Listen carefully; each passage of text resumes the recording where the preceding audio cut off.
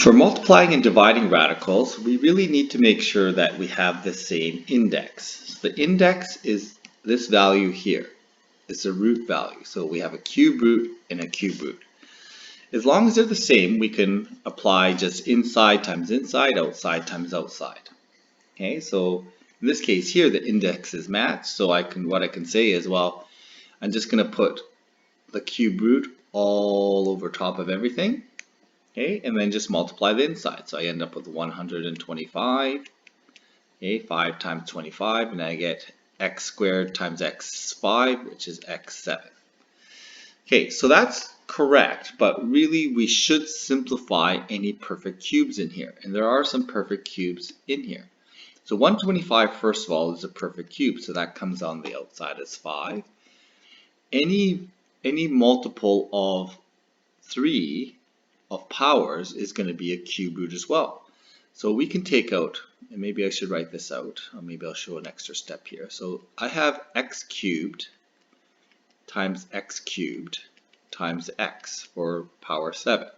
Well, that means that that's a perfect cube. That's a perfect cube. Those come outside. So I get 5x squared on the outside, and I'm left with the cube root of 1x left on the inside. So any multiples of 6 can come out, any multiples of 3 can come outside, and we have 1 left over. Here we just have to make sure the indexes are the same again, square root, so that's perfectly fine. We FOIL this out, we're going to end up with 2x, and then first outside, so minus 6 root 2x, so inside and inside, outside and outside. Here we're going to end up with plus 2x square root 10x minus, the last terms are going to be 2 times 3 on the outside. On the inside it's 2 times 10 x times x. Okay, if there's any like terms, any perfect square terms that we should take out, any like terms we can combine together. Okay, so here we have 2x minus 6 root 2. Nothing simplifies there. Here, nothing simplifies out of that square root there. So we're left with root 10x. Here we're going to take out a perfect square of 4 and a perfect square of 8x, So we're going to take out the perfect square of 4 becomes 2 on the outside, so 2 times 6. And then we have the factor of x, and we're left with just square root 5 on the inside. And again, looking around here, there's no like terms. Okay, so I'm just going to leave my answer like that. So it is important to note that exponent rules and radicals are in fact exponents.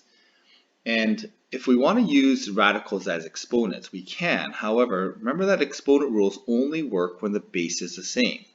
So here, when we put this into exponent forms, that power 1/3 is on different bases. So unless we can make the bases the same, it's much easier to deal with them using radical rules. But we can look at them as exponents, but you have to make sure we're doing this properly and use the same base if we're going to use any exponent rules. So here, if I'm going to use these exponent rules, I have to have the same base. So I can do base x on all the base x's together. This base 2, well, that's separate. So I'm just going to work that out. That's going to be 2 to the power 3, which is 8. And then I'm going to just do all the x's. So this x is going to be power to power. I multiply. Power to power here, again, I'm going to multiply. And here, there's no power, so it's going to be 3 over 5. Okay, so if I'm multiplying the bases, okay, if I'm multiplying exponents, I can add the exponents together. So this is all the same base, so I'm just going to count the number of x's, because the exponent is really just counting the number of x's, although they're fractional x's. I'm just going to count the multiplication all together. So I end up with x to the 5/3, so 3/5, 4/5, and 3/5 is 10/5, which simplifies to just 2. So this simplifies to 8x squared. Okay, so here we've got radicals, but radicals we said were exponent rules. As long as they're on the same base, we can use exponent rules. So why don't we convert these all to exponents?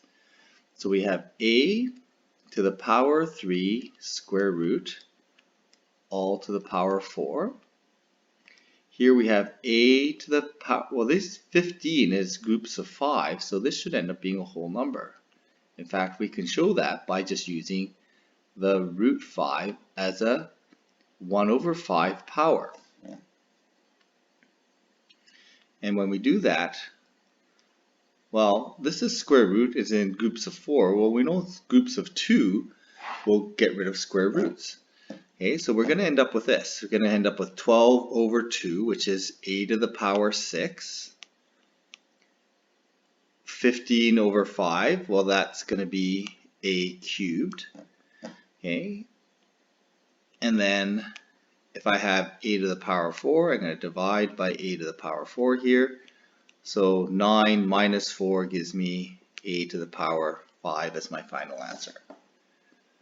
Okay, so these are the simplified forms of these expressions. And these simplify to nice looking expressions there. Okay, so we have to be a little bit careful here. And typically it's easier to work inside out. So I'm going to just not worry about that outside fourth root for now. Just going to keep track of that fourth root out here like that.